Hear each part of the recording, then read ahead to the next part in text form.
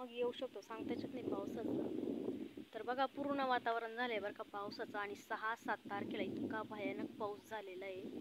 तर पूर्ण वावरामध्ये पाणी साचलेलं होतं, पण पहिलाच पाऊस असल्यामुळे एवढं काही हे झालं नाही. 2 दिवसामध्ये वावर पूर्ण सुकून गेलेलं आहे. आणि ज्यावेळेस आपण पावसाची वाट बघू ना त्यावेळेस पाऊस येणार नाही. आणि आता बेमोसमी पाऊस इतका झालेला आहे, तुफान गारा पण खूप झालेले आहे, आणि वारा तर एवढा भयानक होता. तर पूर्ण जेवढे काही आंबे आहे ना झाडाचे, टोटल आंबे खाली आले. फक्त 10, 12, 13 असे आंबे झाडाला शिल्लक राहिलेले.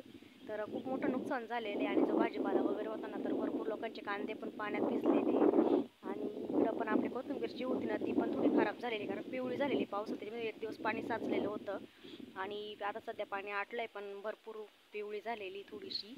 तर जेव्हा पाऊस पाहिजे तेव्हा येणार नाही. जेव्हा आपण मका वगैरे टाकू ना त्यावेळेस पाऊस येणार नाही. आणि आता अजून काही लोकांचे खूप कांदे अजून वावरामध्ये, तर ते कांदे भरपूर नुकसान झालेली पावसाने.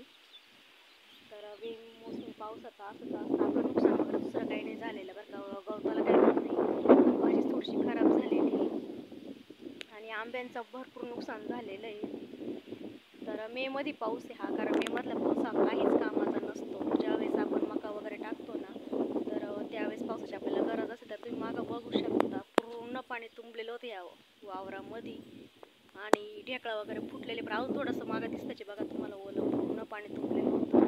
तर असा झाला 6 जूनचा पाऊस, सॉरी 6 मेचा. आणि आम्ही नेमकं गेलेलो लग्नाला. तर लग्नातून जेवढी काही मंडळी होती ना शेतकरी आपली, तर तेवढे पण लग्न सोडून जास्त त्याच्या घरी निघून आले, कारण घरी कांद्यांचा पसारा पडला तर भरपूर लोकांचा. तर शेवटपर्यंत काही कोणी थांबलं नाही, जे ते असं निघून आलेले या पावसामुळं. तर इतका भयानक पाऊस तिथं, तर इतका डेंजर पाऊस त्या हॉलमध्ये, म्हणजे एवढं वाऱ्याचं प्रमाण होतं ना, तर निम्म्या हॉलमध्ये गारा आलेल्या होत्या पूर्ण.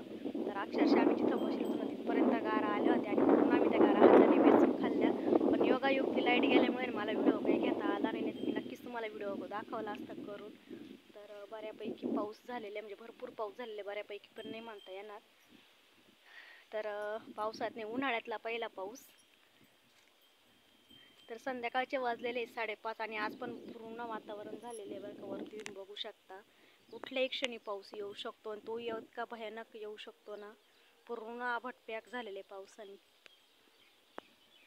तर चला, कोणाकोणाकडं 6 मेचा पाऊस झालेला आहे नक्कीच कमेंटमध्ये सांगा.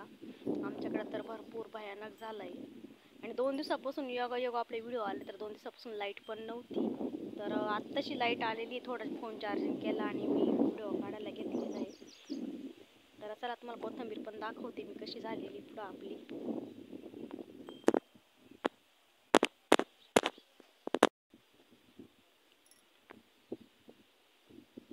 तर बघू शकता पावसाने कोथिंबीर किती खराब झालेली आहे, कारण अगोदर एकदम हिरवीगार होती बरं का, मस्त.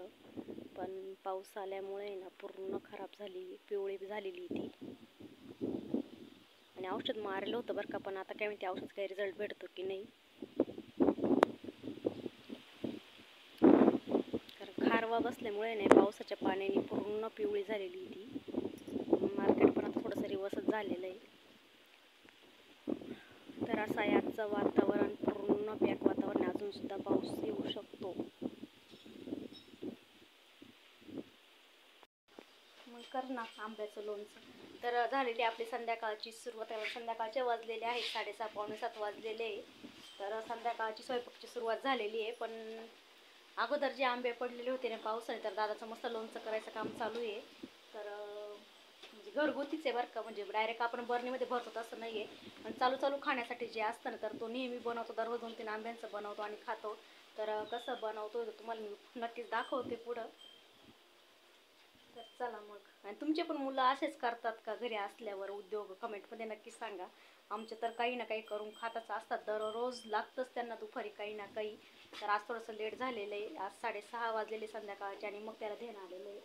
पण तरी एक दिवस सुद्धा सुना जात नाही, तर काही ना काही करून खायचं काम चालूच आहे. तर दाखवते मी तुम्हाला. आणि आपल्या आंब्याचे किती आंबे शिल्लक राहिले तुम्ही बघू शकता मागून, एकूण अंदाज येतो.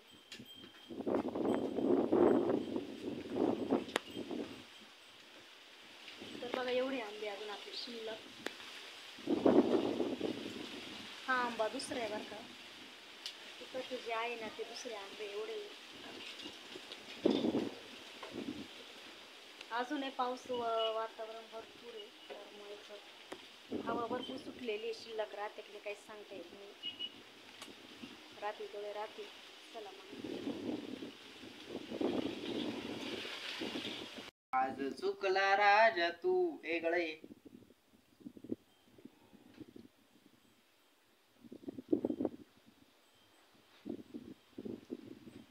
एवढं उकळता नारळ.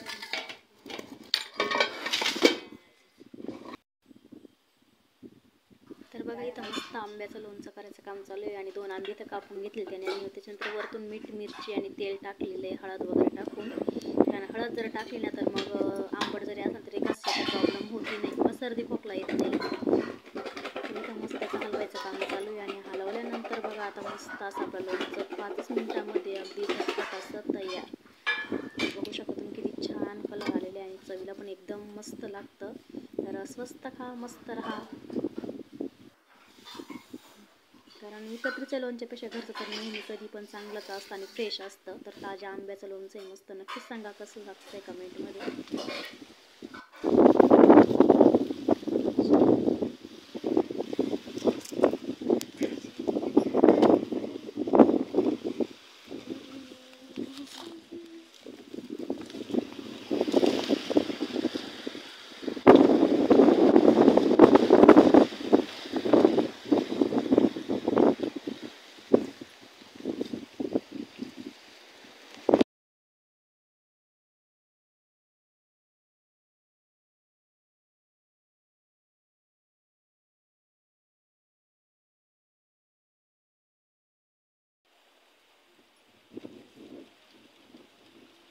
तर कसा वाटला आजचा व्हिडिओ कमेंटमध्ये नक्की सांगा. आवडला तर लाईक शेअर करा. नवीन असेल तर चॅनलला सबस्क्राईब करा.